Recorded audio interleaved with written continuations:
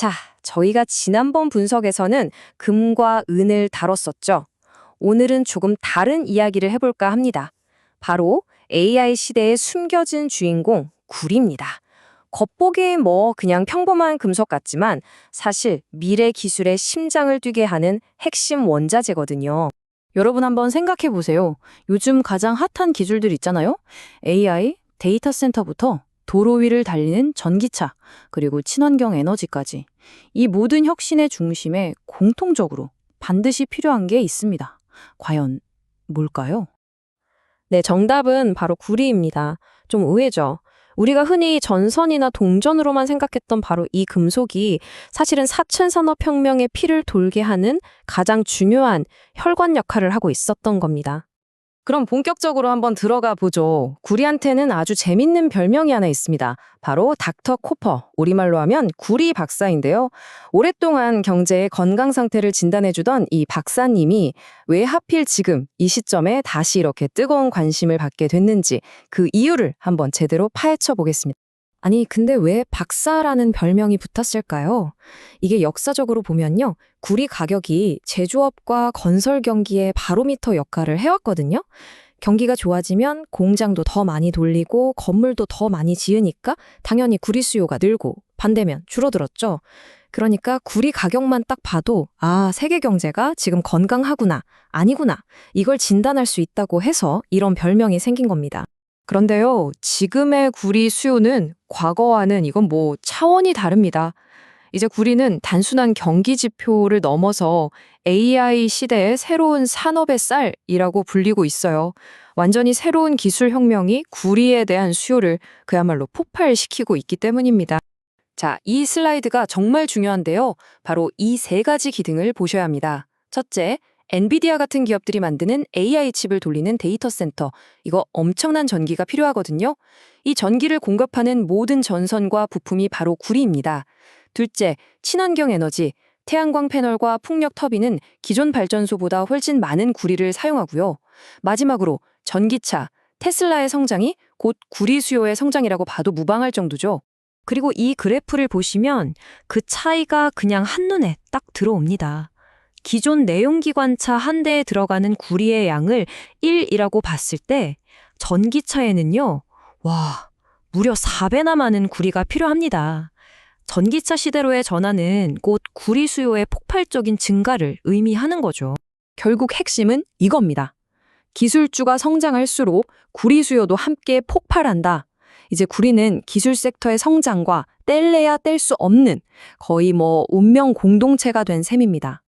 자, 이렇게 폭발하는 수요에 대해서 알아봤으니까 이제 이야기의 다른 한쪽, 어쩌면 우리 투자자들한테는 더 중요할 수도 있는 공급 측면을 살펴보겠습니다. 여기서부터가 진짜 흥미로운 부분입니다. 이 슬라이드가 현재 구리 시장의 핵심 딜레마를 딱 보여주고 있어요. 왼쪽을 보세요. AI, 친환경, 전기차로 수요는 계속해서 치솟고 있습니다. 하지만 오른쪽을 보면 공급이 이걸 전혀 따라갈 수가 없는 상황입니다.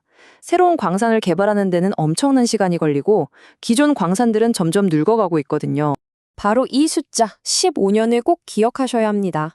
지금 당장 전 세계가 구리가 부족하다고 아우성을 쳐도 새로운 광산을 찾아내고 개발해서 실제 구리를 생산하기까지 평균 15년이 걸립니다.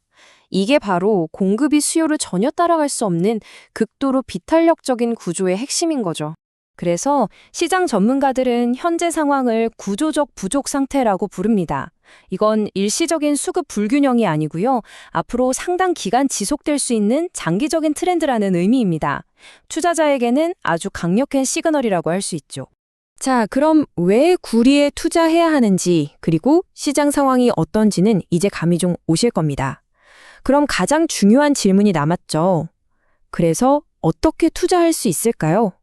지금부터 여러분을 위한 구체적인 투자 방법을 정리해 갔습니다.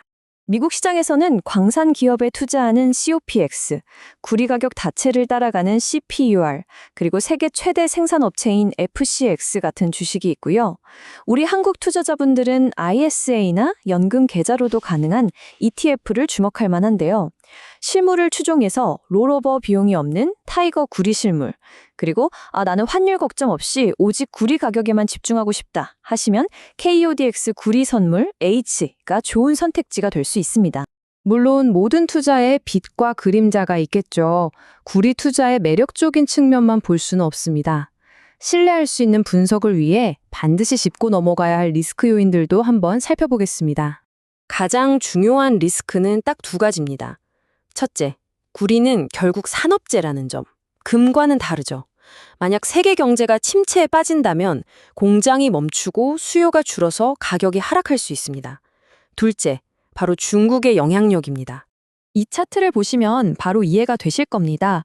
전 세계 구리 수요의 절반 이상, 무려 51%를 중국이 차지하고 있습니다. 따라서 중국의 경제 상황, 특히 부동산 경기가 구리 가격에 엄청난 변동성을 줄 수 있다는 점은 반드시 기억하셔야 합니다. 자, 그럼 이 모든 정보를 종합해서 결론을 한번 내려보죠.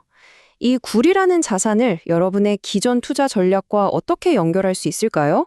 특히 기술주에 많이 투자하고 계신 분들이라면 더욱 흥미로운 내용일 겁니다.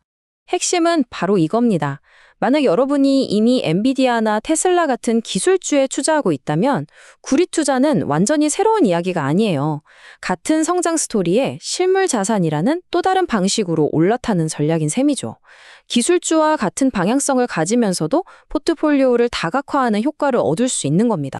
그럼 얼마나 담으면 좋을까요?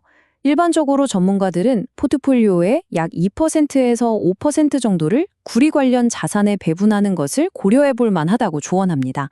이를 통해서 성장을 추구하면서 동시에 실물 자산이 주는 안정감을 더할 수 있는 거죠. 오늘 분석을 마무리하며 마지막 질문을 던져봅니다. AI와 디지털 기술이 세상을 지배할수록 역설적으로 그 디지털 세상을 구현하는 데 꼭 필요한 물리적 원자재의 가치는 어떻게 될까요? 어쩌면 미래의 가장 위대한 투자는 가장 기본적인 것에서 시작될지도 모릅니다.